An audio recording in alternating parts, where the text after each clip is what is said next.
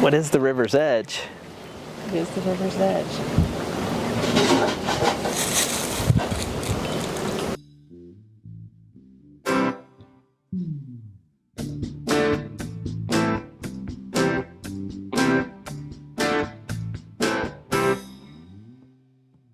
I know I sing a lot of songs about myself,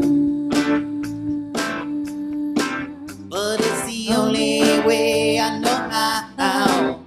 It's the only way I know how to communicate my feelings, communicate my feelings to you, to you, to you, to you.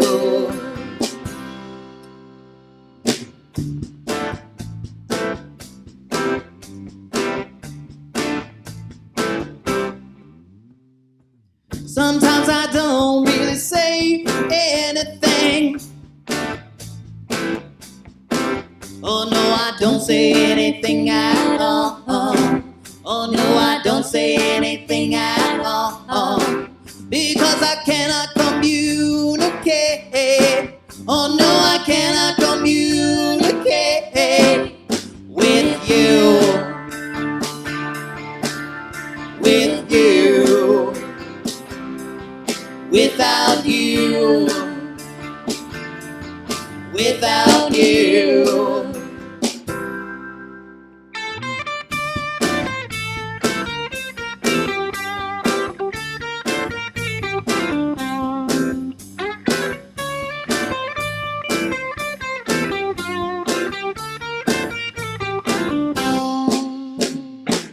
I know sometimes I think too much, because I cannot control my feelings. No, I cannot control my feelings. And why can't I communicate? Oh, why can't I communicate with you? With you. Without you. Without you.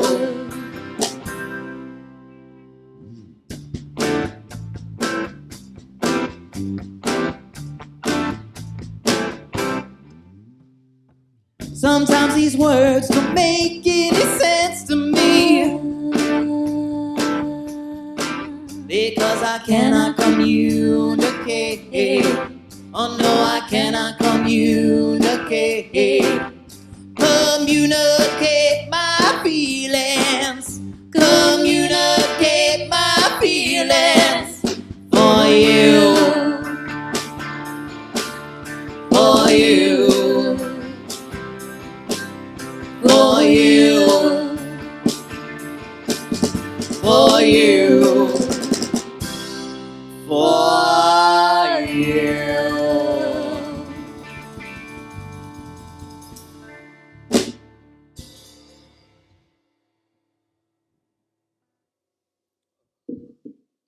Stumpy. They call me Stumpy. They call me Mr. Stump. All right, so. Don, you gonna sit on the stump with Carl? Come on, Johnny boy. This is where I My should boots look like shit. on this side of the camera. This side of the camera. Okay. Get you anyways. There you go. Get him. When did you guys actually get together then? In person? Yeah. What was our live stream that we did? That was in May, wasn't it, of 2020? It's April or May. Yeah. So that was like our first launch. We did as a live stream for a venue called Brew Loco down in Loudoun County. They're no longer there. But COVID. it was a place that I had played for a couple of years, and they started doing live streams so they could keep doing stuff during COVID. So that was our first official gig, I guess. Was online. And then how did you get involved? Yeah, how did that happen? Well, I think our first official gig where we were actually it wasn't a live stream. We went to Leo's house, Leo's, right? And yeah. then And Carl you was were there. You were there for that, right? And that was our That's first right. time recording, first time kind of playing in front of people and not just on a live stream. And Carl was there, and we kind of became friends. And it was almost a year later that you actually joined the band, though, right? Yeah, I think I talked with Matt. I've gone to see you a couple of your shows, but we never really did anything together. But we kind of knew through other friends that we both played. So they had me just come down one day, and I do what I do best. I just wanked. I just played. He's a wanker. He's a wanker. That's why they call me the wanker. Well, that note, I mean, you guys can be a rock band without it. Oh, Beers in your hands. okay. All right, what do you want? Yeah, here. You don't drink beer, but here, hold one. I don't. I forgot to say, Chris and I have known each other, how old, Ethan, now? 18? 18 years. So you guys went to high school together? We did, well, it was funny. We were in Similar this situation between Matt and myself. Yeah. We hung around the same people, but we never hung around with each other. No, and we were even in a one-act play together. Actually sang the intermission. I wasn't actually in the play, but then he started working. I worked for Chantel, the local phone company, for the last 20-some years before I got into cybersecurity. And Chris started, and we instant friends. Once he. You grew up here in Woodstock? Yeah, Fort Valley. Yeah, both of us were Fort Valley kids as well. Yeah. I was like, how big is that high school if you went to high school and you never hung out? Oh, I think my class had 200. It's a small high school. But it was, just. Everybody's got their cliques. Yeah, everybody has their just different people. But we had a lot of people in common that we talked to. We hadn't sat down and had a conversation. And I used to hang out with one of her older brothers. That's right. That's right. At church. Yeah. Yeah. So what are some of so we have the music video coming up in April. Yep. Where do you see River's Edge in 5 years? What are your career goals for the band? Do you guys want to go on tour? I don't know if tour is feasible in 5 years. I mean, we all have kids. We have and young kids. I have the jobs youngest kids, but. I mean, maybe Even a local tour. Yeah, Yeah. maybe a Virginia-based, Maryland, something like that would be great. Stop it. So Oh, that's not a River's twist. Edge, the origin of the name. I'm not really sure when, or how I came up with the name, but it's obviously because of the view here. I grew up along the river pretty much my whole life. I think I had a couple of songs that were kind of river-oriented. Yeah. One called "The Other Side," which is more of it's kind of about, I don't know if you ever read about dream interpretation, like Carl Jung or anything like that. I used to always have these dreams about the river, and just usually it's about not being able to cross the river. So that it kind of came from that, I think, just metaphors. Do you feel like naming your band after something you have dreams about not crossing is helpful? Like it's some way of defeating that? Yeah, fear? maybe a little cathartic, I guess. I mean, music is cathartic, so I think it resonated with me. Yeah, I think it was. We kicked around a couple other ideas, but that was the one that everybody just really liked the best. It just seemed fitting. We all live around this area and close to the river, and it just seemed like a good theme. What are some of the for us. outtakes? The outtakes, the names that were not chosen. Oh, the lowest hum. The Yeah, that was probably the other one that we were kind of leaning on. When we were recording the song, was it Love? No, it was I think- Needs, wasn't it? Sneeds. It was Sneeds, Sneeds. yeah. So I recorded all kinds of pieces, and Matt just kept layering them. So I was at home still working on this, and I'm recording myself humming these parts, and then I would take another take and hum, a harmonizing part to it. So I think there was 5 different tracks of me humming, and one day we were playing it, and I was like, I'm not hearing the lowest hum. It's missing. That track, and lo and behold, the track was muted. That particular one was, or something. Yeah. And we're like, that might not be a bad band name, the lowest hum. And I think you even tried making a logo for it to see what it would look like, and we're just like, eh. Yeah. Yeah. Well, there were some other similar Yeah. similar names at the time, but of Yeah. course there were other the River's Edge bands too. Yeah. He's just dipping out. Don's like, No fuck goodbye. this. He's like, see ya. No, he waved when he walked by. Did he? Yeah. So, talk about the music video that's coming up. Yeah. So it's for a song called "You Can Change." One of the songs we did today. Yeah, it was the our last song that we song. played today, which was a song just inspired about just being stressed out in life, but it being how you respond to things in life. Like, we ultimately control our response Yeah. to like any negativity or. We should pause for a second. That is definitely picking up pretty loud. The car. Yeah, he's Don. gone. Freaking Don. Yeah. He's gone. Thanks, Don. Yeah. Yeah. Well, you wrote that car. after I told you about that book, Buddhist Boot Camp, and it was had some, or somewhat, right? I think it was I think I had inspired. written one line that I really liked, that I was sitting on for a while, and then after I read the Buddhist Boot Camp Yeah. book, which really kind of helped me a lot, and I think that kind of inspired it from there. Yeah, it speaks to, like, it's not what's happening to you, it's your reaction to what's happening that really does make all the difference. So you have that power to change, your perspective, your life, all of it. And this was a ukulele song that you guys. Yeah, That's yeah, right, I wrote it. forgot that. That's right. So no, it was written before the You're right. Buddhist Boot Camp, You're right. before I read that. But I don't know how I attached the two. It's kind of been the story ever since. But I did write it when I was playing solo, because I was playing it on the ukulele, and I played at a brewery in Winchester, and the bartender there really liked it, and I had posted it on Facebook. A lot of other people really liked it, so I decided to rewrite it for the guitar so we could play it with the band. Yeah, and And- it's, And we've always gotten a really good response. I think people can relate to it. yeah, tends to resonate with people. They're like, it's this message that just kind of applies to a lot of different people on their different walks of life. It's something that anyone can really appreciate, I think. So that's why, since it's one of the songs we've gotten the most positive feedback, I think that's why we chose it to be our first music video. Okay, and the first music video is going to debut where? Alamo in Winchester on April 2nd. Yep. How did you guys get in with Alamo? I think that is so cool. I was like, how the heck did that happen? Well, we were tossing around ideas. It's like, well, where do we want to premiere this? Do we want to premiere it at a brewery, or just a venue that we play at? And then I was like, it'd be really cool to do a theater. And I have a friend that works at the theater in town, and we had talked about doing that. And I was like, well, what about the Alamo?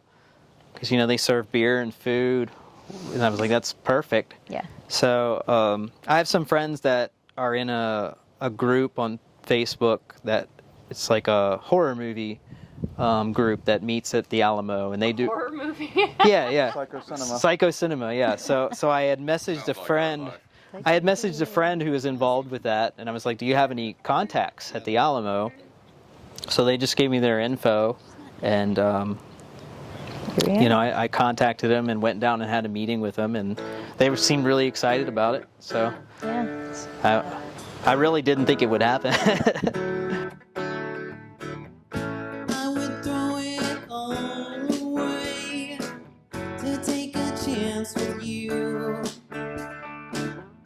But tomorrow is another day I'm not willing to lose.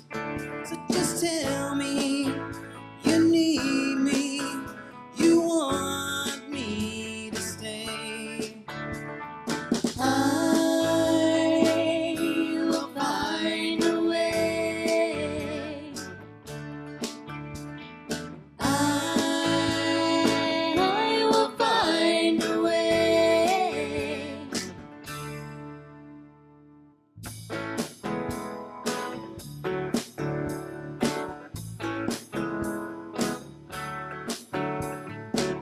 My mind keeps on playing back the times you made me smile.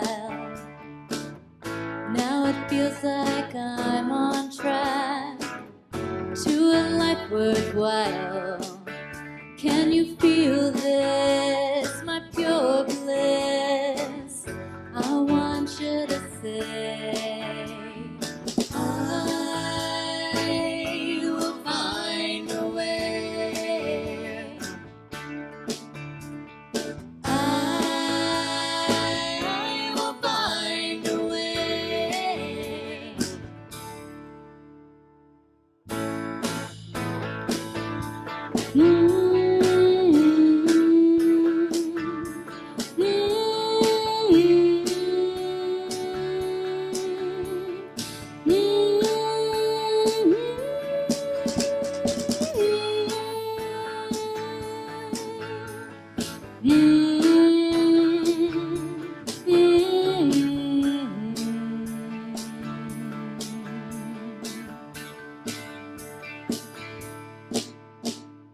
I know I shouldn't be thinking this way until I'm ready to choose, but I can't be with you today.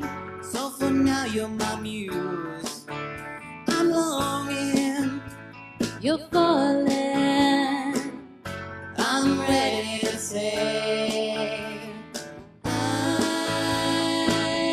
will find a way. I will find a way. Find a way. I will. So I started playing guitar, I guess, in high school, guitar class. Really wasn't musically inclined. I'm still not, but my parents weren't really into music. We listened to the radio, you know, in the car or whatever, or at dinner, but nobody was really enthusiastic about music, so it just wasn't something that I had growing up. Probably till like middle school. I had some friends that had moved here from California that kind of turned me on to the whole punk rock scene and all that stuff, and that's kind of where I got started. I think I started a punk band after I graduated when I was 18. So you're not musically inclined, but yet you keep finding yourself in bands. Well, I have a passion for music, but I've never, you know, I'm stubborn and lazy, and We were going to call the band Dichotomy. yeah. You know, I got a guitar and I just learned power chords, and that was enough to play punk rock. And was never really a singer, but I wrote poetry in high school. So after being in a couple of bands and just, you know, started singing and writing more and more, kind of went from there. I think I've been in 5 or 6 bands over the years. Nothing that's really gone anywhere. I would say the River's Edge has done way better than any of my previous bands that I was in. What do you like? So, by going anywhere, like, what does that mean to you? What is going anywhere? Well, we never really recorded, you know, anything substantial. Never really played a lot of gigs. Engine Number 9 was probably the first band that I played in that was actually getting paying gigs. But that kind of fell apart due to politics and people. What usually happens. Yeah. Yeah. It's hard to keep a band together. Yeah, it's like a 4 or 5 way marriage. Yeah. Yeah. It really is. It's so hard. That's why. So I played in bands, I guess, in 98, 99, early 2000s. And the last band that I was in kind of fell apart when I got married. I was dating the drummer's stepsister. Oh. It was kind of a Yoko Ono thing. Sounds like a great idea. Yeah. Yeah. So so that didn't work out, and you know, then I played solo for a little bit. Then I had kids. I didn't play music barely at all for 5 or 6 years. And then I finally got back into it and started playing out solo pretty regularly. Started booking gigs. I recorded 2 EPs and a solo album. I had released a solo album beginning of 2020. I had a year's worth of gigs booked. Wow. Oh no. I was ready. What happened? Yeah, so I was ready to promote this album and sell some records and just play shows, and everything got canceled. So the record kind of sat on the shelf. You know, I've sold a few here and there since then, but I didn't really get to ride that out. You feel like you're going to revisit that in some way, shape, or form? We're doing some of the songs with the band a little bit differently, because that album was very different.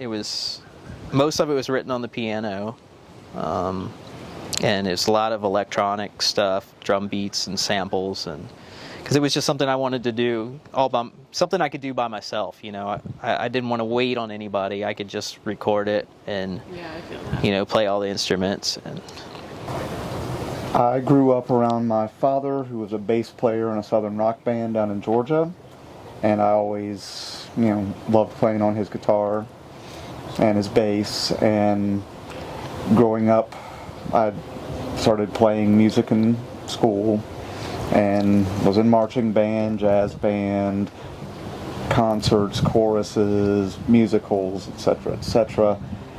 And once high school ended, I started getting into actual bands, singing, playing bass, playing drums, playing guitar, you name it, I was probably playing it. And why did you land on bass, or right now on bass? It was just it was kind of a fill-in. Like when I was playing just with Matt, I wanted to be able to add something like a low end to it, and it just kind of stuck. We call him a multi-instrumentalist because he does mandolin, he plays the harmonica, anything, sometimes lead guitar, depending on, it's just, You're the wild he can do it. card. Yeah, he can do it all. Yeah. Yeah. And I'm currently in 2 other bands. What are those bands? Bronze Bomber, which is a kind of hard rock band, and then we're putting together a 90s cover band just to get out and play and make a little bit of money. Oh, wow. I was in concert band when I was in school, so I played trumpet, believe it or not, for like 6 years. I can read music, so I played a little bit of keyboards, but I always liked guitar is what I was interested in, and it was weird for me because I didn't really learn how to read music on guitar. I wanted to kind of make it, I guess, more organic. I didn't want to put too much effort to it. So at the time when I started playing guitar, I didn't really know what the notes were. I just kind of played by feel, by ear, copying other songs that I heard. And as I've gotten older, I've learned more of the music theory and whatnot on the guitar, but I've been in and out of a lot of bands. because I've been writing songs for 20 years, so with the band, I mean, it's songs. Some of them are a lot older than others, but I feel like I've written some more positive songs in the last couple of years. Yeah, well, we had some collaboration. Yeah, That helps. a little more uplifting. Some of them. How do you guys collaborate? How does that process go? Matt writes a song, we come in and we play it. Yeah. Yeah. Yeah, we just find what makes it work for Yep. the band. Yeah, so we have to make changes with the structure that I already had, just to. But I mean, ultimately, are you pretty good at sharing the space, or are you going to be like, well, that sounds good, but I have the final say? How does the it gets really egotistical. Yeah, it Everybody can. Yeah. He No, doesn't, though. it's very mutual. I mean, we all work together. Everybody. Yeah, they're pretty open to ideas. Yeah, everybody's got their feedback. They'll tell me if they think what I'm doing doesn't work. Oh, yeah. But I don't think you've ever kind of squashed anything that we've brought to the table. Not really. I'm we'll very talk about it open-minded some, to but- it. How long have you always been like that, or did it take you a while to get to that place where you can take criticism? Or feedback, because I guess it depends on the delivery. Yeah, it's not always It doesn't have to be- criticism, it's Yeah. more Yeah. of a different idea, Right. different approach. Yeah. No, I've always been pretty open about that. Like all the bands that I've been in, everybody just kind of contributed their own parts. That's what I love about River's Edge is, Matt kind of lays the foundation, and then we all come in and I write the harmonies, and Chris writes his bass line or harmonica line or whatever other instrument he's playing, and Carl does the same, all of his lead guitar. We all just kind of, it's very collaborative that way, where we just bring our piece to the table. Mine takes a little bit of time sometimes when you're trying to find harmonies. It's not always fun the first couple of times when you're, trying things. You're like, oh, not that note. Okay. But no, and Chris has really helped me, I think, the most with the vocals. There are a couple of our favorite songs was where Chris was like, why don't you try doing this? And I'm like, oh, okay. And then, it really is a great group. And then sometimes we're like, hey, Carl, we need you to put more, in here. Wank a little harder over here. Put some stank on it. Put some stank on it, Carl. Yeah, it's like, make it louder, make it heavier. Yeah. Okay. And I'll tell Drum. You asked for it. You asked for it. Yeah. Yeah. It's funny you say that. Just with the sun and everything, I'm like, it feels like the Spinal Tap interviews. Does this band have like specific inspirations that you pull on? Like, That's kind of tough, I guess. Sometimes I feel like I hear your love of the Chili Peppers in some of your songs. But I hear that. Yeah. The Chili Peppers have been a band that I've followed for a long time. I think the first cassette that I bought with my own money was Blood Sugar Sex Magic. Yeah. And I kind of taught myself to sing to that album as a teenager. Best album. Any other ones? It's kind of hard to say. I take influence from everything. Like I said, I played in a lot of punk bands. Yeah. Ska. Didn't you have a ska band? And ska. I was into punk and ska and all that. I don't know that much of that really comes through in my sound, but it's there somewhere in the layers. Yeah.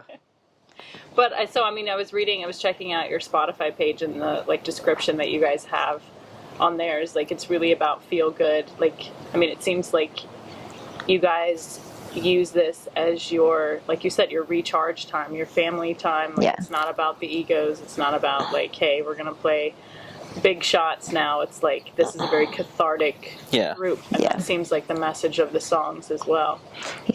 Yeah. For me, I've always written the things that are in my head that I need to get out, and like I said with oh yeah, totally.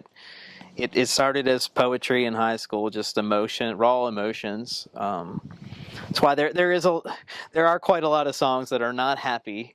I've definitely written a lot of depressing or thought-provoking kind of songs that at times can be uncomfortable for people to listen to, which isn't necessarily what you want from a song, but I feel something from it, and I feel good about it when I sing it. It makes me feel better, even though it might be depressing or dark at times. I think that it's a lost art for people to understand and to really appreciate a sad song. Yeah. It's really, I feel like it's very difficult to write a sincere, happy song, and it can be a lot easier to go to the darker emotions. Yeah. And certainly when you're feeling them, I went through a divorce as well and got a lot of song material out of that. And you do. Yeah. It's a good time to write.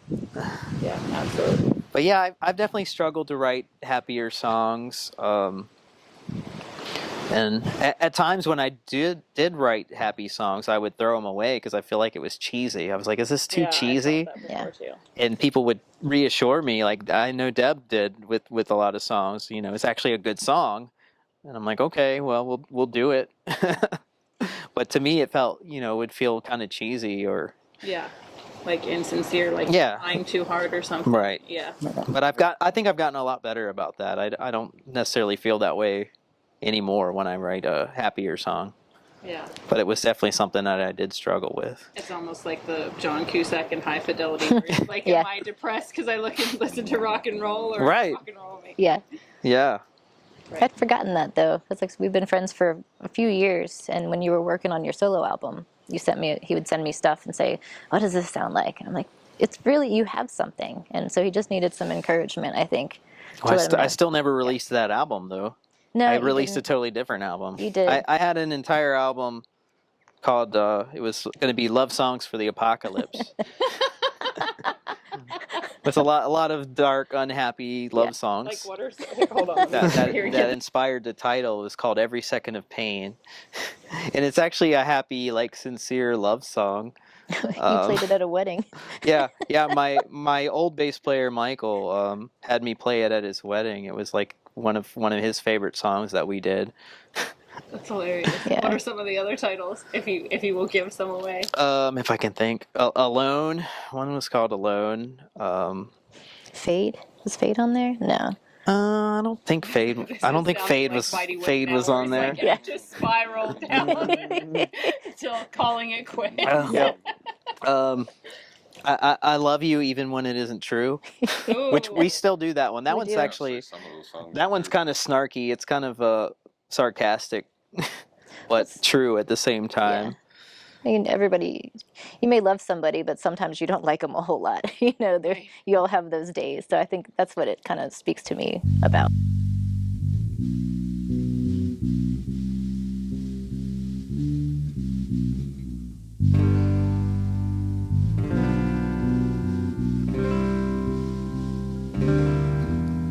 No, I don't need religion to tell me what's wrong or right, because I found another way to help me see the light.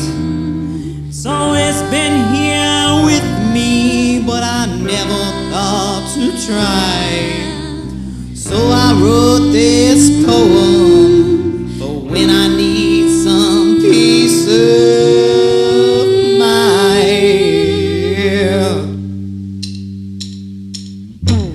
I woke up this morning feeling like I hadn't slept. I know there must be something keeping me from getting some rest. What could it be now? Maybe I'm just a little depressed.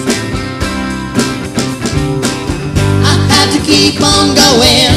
It's time for me to get dressed. What you put inside your bed doesn't have to stay there till you're dead. You can change your mind, your time and your life. You can change your mind.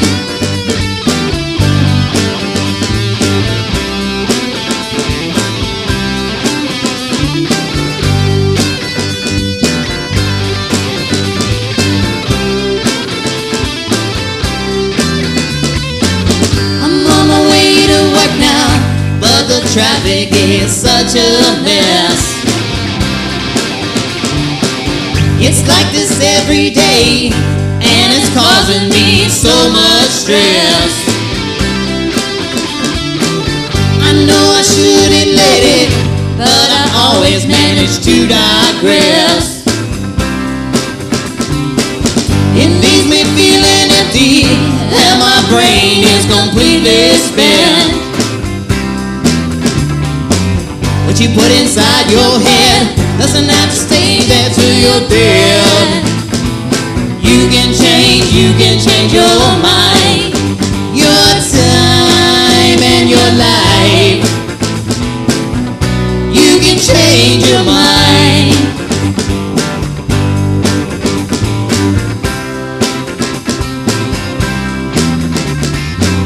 I'm ready to start living, 'cause I've got too many regrets. There are so many places that I haven't been to yet. Sometimes my worries trap me, but I'm trying to do my best. I'm ready to move forward. I am ready for success. What you put inside your head doesn't have to stay there till you're dead. You can change your mind, your time and your life.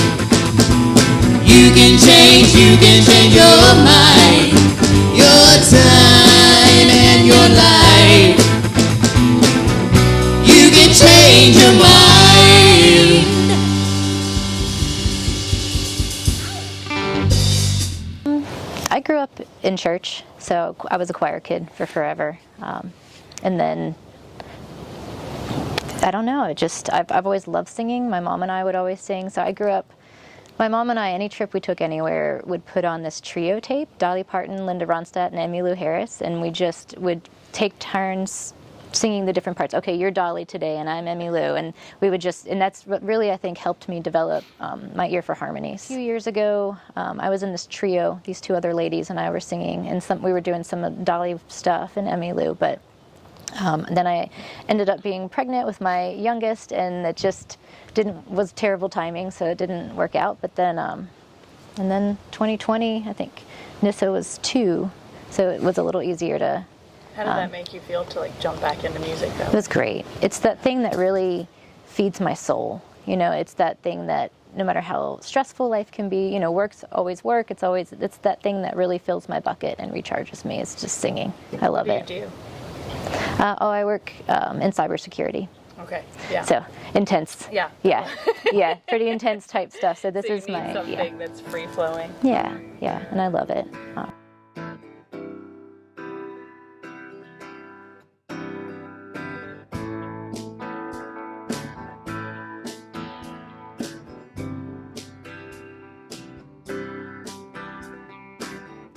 The vision of your life,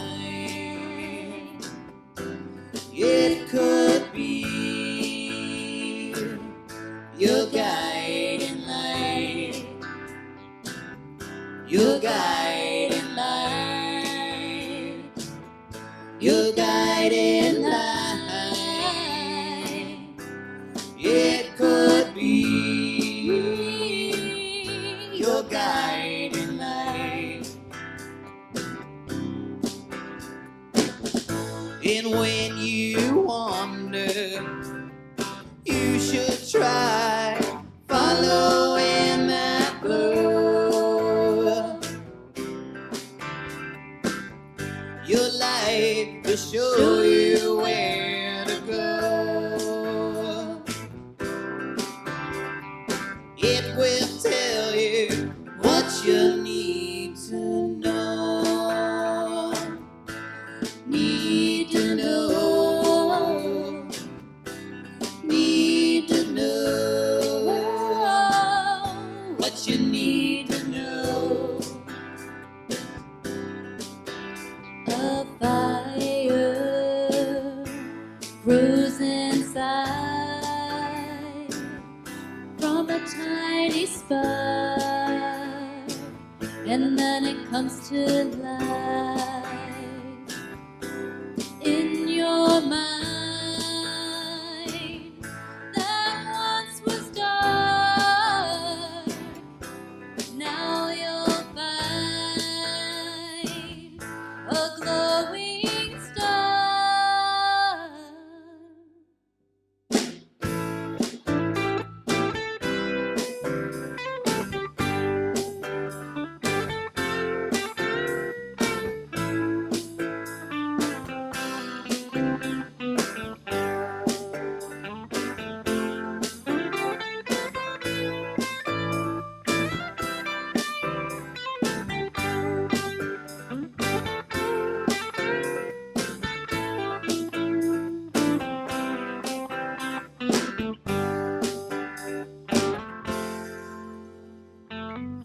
And if you wander through another's eyes, then that vision is not your own.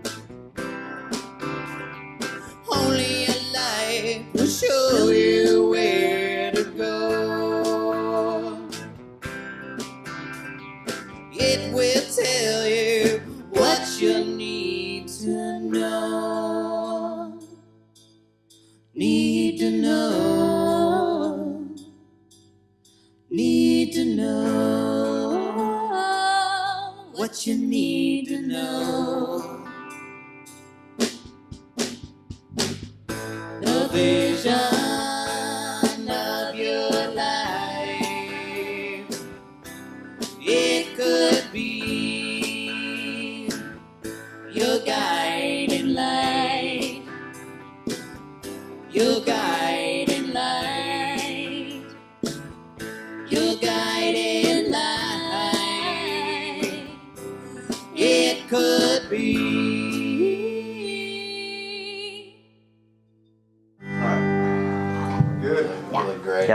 You guys, I wouldn't kick any of you out of bed right now. I didn't know it was going to be that kind of party. I'm glad because I could sleep for days.